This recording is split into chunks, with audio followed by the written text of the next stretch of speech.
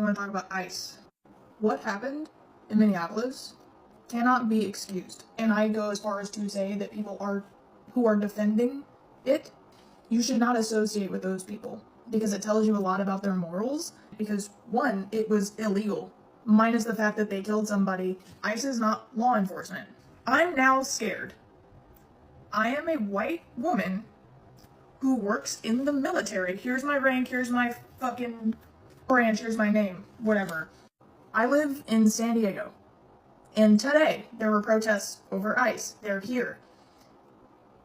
In the event that I get stopped in an incident like that, whether I'm in uniform or not, I'm now terrified that that is going to happen to me. I'm taking the fuck off. All right, folks, listen. I'm going to be very transparent with you. I have no idea what's going on with our military nowadays. Listen, I served 22 years in the military. I retired in 2012. What I've seen between then and now is a total 180. And I tell you, I did see some stuff, some changes going on when I retired. I'm glad I got out when I did. But total 180 in about 13 years. And I still deal with military occasionally through my job. But it's unbelievable. And, you know, I want to go over what this individual is saying and how this should, not could, this should affect her career in the military.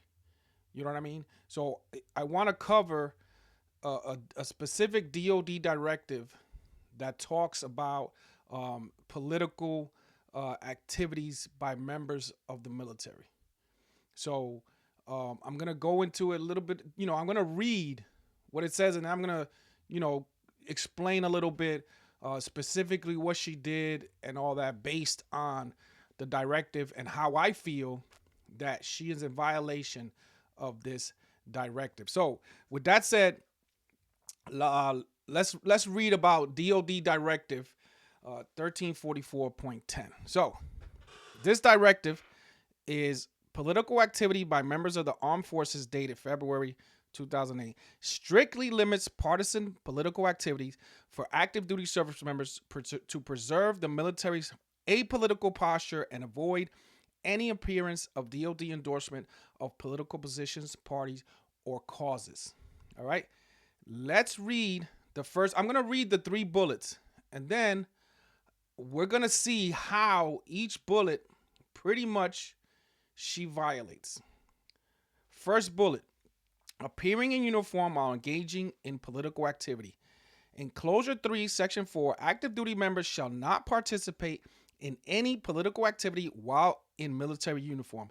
This includes social media videos or public statements where the uniform is worn to express partisan views.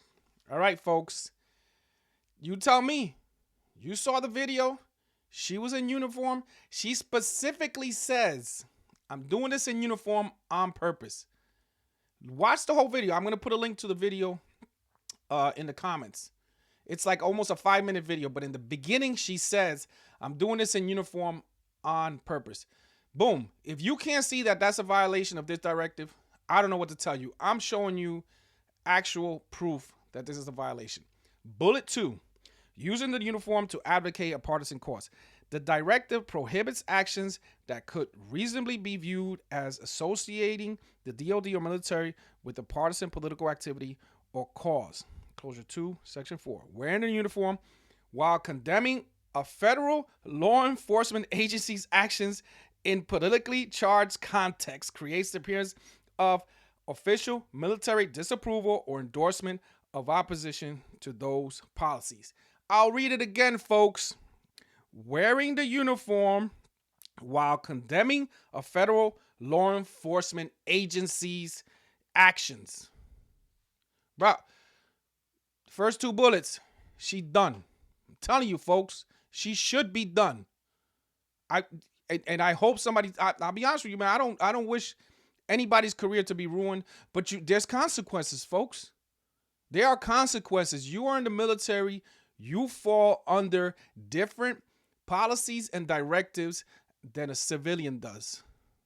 And listen, some of you may come at me and say it's a freedom of speech. I get that, folks. But the military has a different standard. They have different directives, different policies, and they have the Uniform Code of Military Justice. Look it up, folks. That's all I'm going to tell you. Look it up. Third bullet, which I think I still think she's in violation of the third bullet. Some of you read it differently, but anyways, expressing partisan opinions in a way implying military representations. Members may express personal views as private citizens, meaning off duty, out of uniform, without using military titles / authority, but not in ways that imply the military endorses those views. The uniform and rank inherently tie the statement to the service. What did she do? I told you already. I can't remember if I showed it in the beginning, but she specifically shows her rank, her branch, and her name. She says, I'm doing this in uniform on purpose. Folks, right there, I'm telling you, those 3 bullets right there, that's it. She should be a charge under the Uniform Code of Military Justice. However, she gets disciplined. I don't know whether she gets discharged or whatever, dropped in rank, all that stuff.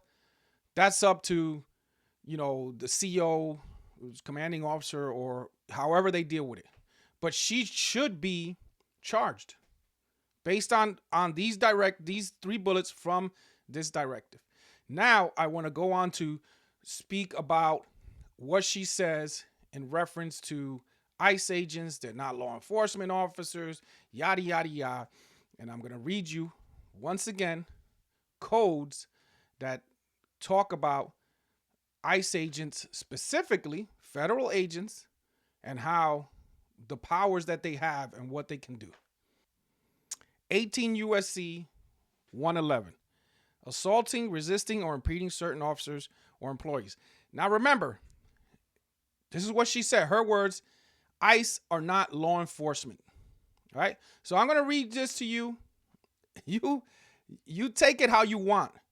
But I'm reading black and white, folks. This is 18 USC 111. It's a federal code. All right? With that said, in general, whoever forcibly assaults, resists, opposes, impedes, intimidates, or interferes with any person designated in section 1114, which I will cover in the next tab, of this title while engaged in or on account of the performance of official duties, or forcibly assaults or intimidates any person who formerly served as a person designated in section 1114 on account of the performances of official duties during such person's term of service, shall, where the acts in violation of this section constitute only simple assault, be fined under this title, in prison not more than 1 year, or both. In all other cases, be fined under this title or imprisoned not more than 8 years. Now listen, one key thing that this code says is they assaulted the officer, the federal officer. Did Renee Good assault that officer? Yes. She assaulted that officer when she drove her vehicle forward and hit him and bumped into his leg. That is assault. Do you guys know that if you are speaking to someone and you're in an argument with someone and that person spits on you, that is considered assault? So how is it that in this case, Renee Good drove her vehicle forward, hit the officer, and you're going to tell me that's not assault? According to this code, it is assault. Now, enhanced penalties.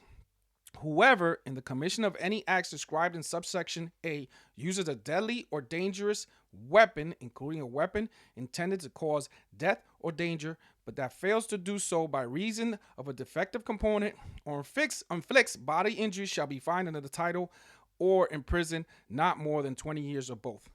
Penalties vary based on severity. Simple assault is typically a misdemeanor up to 1 year. Aggravated cases with weapon injury can reach 20 years. This statute, pay attention, folks. This statute protects federal officers, employees, including those under 18 USC 1114, which covers many federal agents like ICE and Homeland Security. How much clearer can it be? And the weapon she used was the vehicle. Deadly or dangerous weapon. It was the vehicle. The vehicle was the weapon. I made a video before explaining opportunity, capability, intent. She had the opportunity, she had the capability, and based on that officer's reasonable expectation, she had the intent. All three are met. Supreme Court says that if all three are met, then that law enforcement officer has the right to use deadly force. Can't be much clearer than that, folks. Now we're going to talk about 1114, which specifically talks about the federal officers. All right, 18 USC 1114. And then I'm going to wrap up, folks. Protection of federal officers and employees. What it does, Section 1114 makes it a federal crime to kill or attempt to kill. In this case, we believe that Renee Good attempted to kill this ICE agent. All right. Certain protected persons while they are engaged in or targeted because of their official duties. Who is protected? Listen, folks. Stop listening to these Looney Tune liberals and these hack media outlets. This is who 18 USC 1114 protects. Federal officers and employees, former federal officers and employees, and any person assisting of federal officers. Now, this is the icing on the cake, folks. This last line is icing on the cake, cherry on top. I'm telling you, ICE agents, FBI agents, DEA agents, ATF agents, marshals are all covered. Do you notice the first agency that they mentioned, or the first agents they mentioned that this code mentions? Do you notice what it is? ICE agents. And I'm telling you, these people out here gaslighting you, telling you nonsense that they don't research, like this PO2, Petty Officer Second Class, who doesn't know what she's talking about. And I want to make it clear, right? I've read some stuff that says she's an officer. She's not an officer. All right. I want to make that very clear. She's an E5. When you join the military, you start off as an E1. That's the lowest rank you can start off as, right? And then you go E1, 2, 3, 4, 5. She is an E5, right? Which makes her a petty officer second class. I'm sorry. I wanted to make that clear because I read something where outlets were calling her an officer. Wrong. All right, let's continue.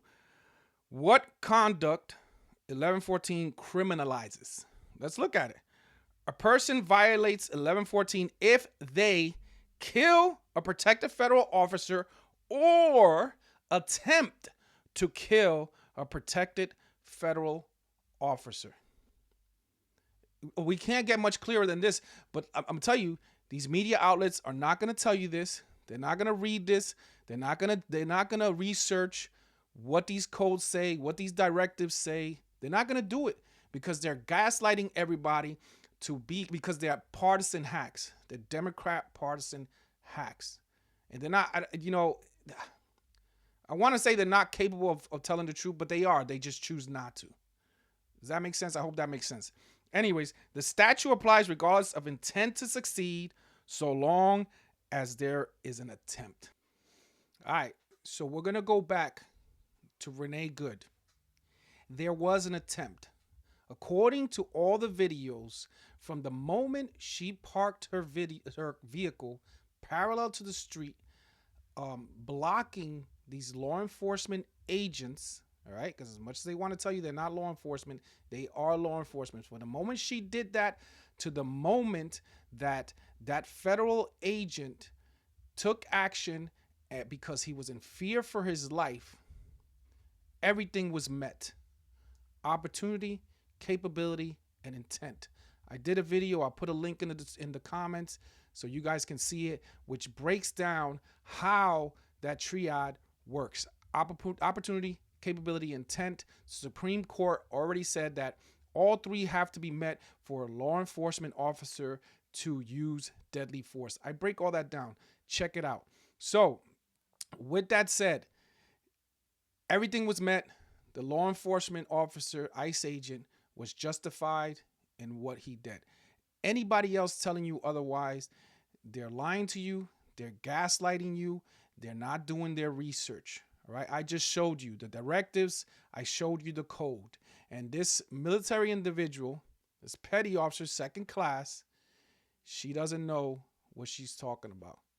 She's gaslighting you also. She's not doing her research. I feel she should be charged under the Uniform Code of Military Justice because I just showed you, based on that directive, what she violated.